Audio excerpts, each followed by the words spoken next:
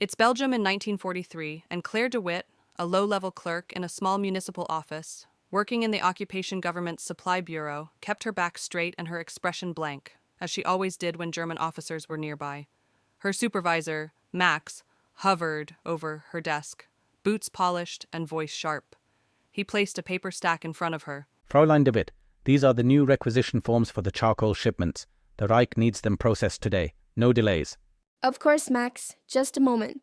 She flipped through the forms, humming quietly. Every sheet looked identical, stamp here, signature there, all routine.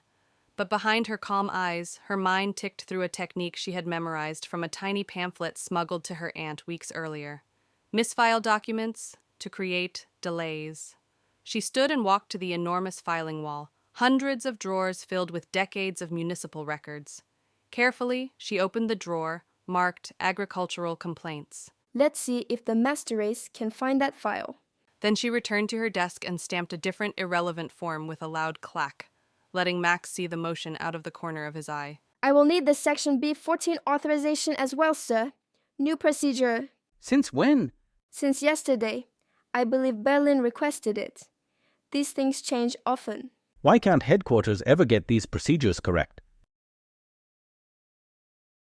Where are those blasted requisitions? The shipments have stalled and command says they never received the forms. Oh dear, let me check the files again. I'm afraid they seem to be missing. Perhaps headquarters miscategorized again. It feels like I'm taking crazy pills. Headquarters needs to get it together. A 2-day delay in a charcoal shipment may not seem like a big deal, but in wartime this can be detrimental. Military logistics and supply chain is central to successful operations.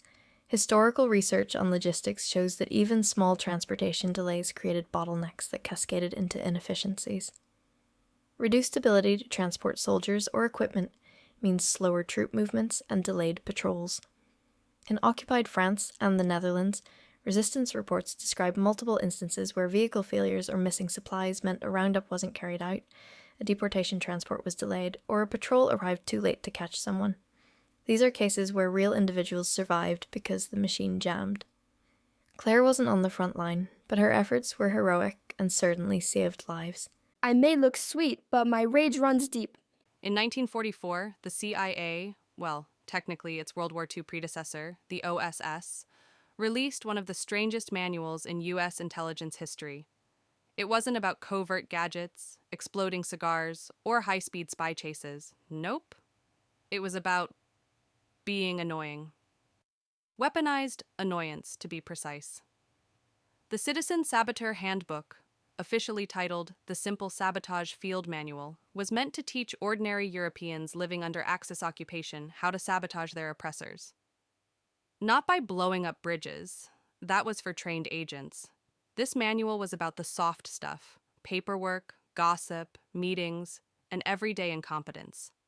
Or, as we call it today, Monday.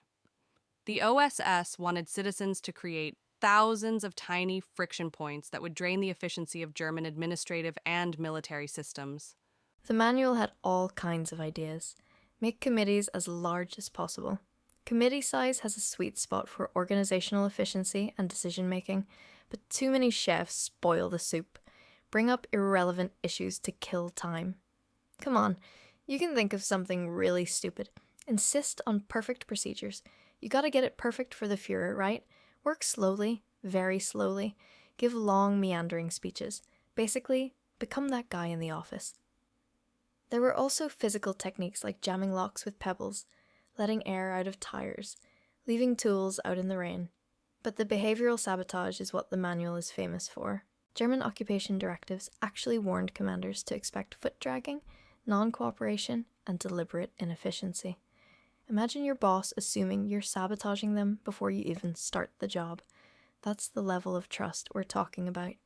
German officers knew sabotage was happening. They just couldn't prove it. Unless someone was caught with a crowbar in one hand and a broken machine in the other, most acts looked like honest mistakes, training problems, regular bureaucratic chaos, or that one coworker who never knows what's going on. Simple sabotage works because real life is already dysfunctional. Just add a little nudge and boom, resistance. To counteract this trend, the Germans tried more oversight, which slowed them down even more.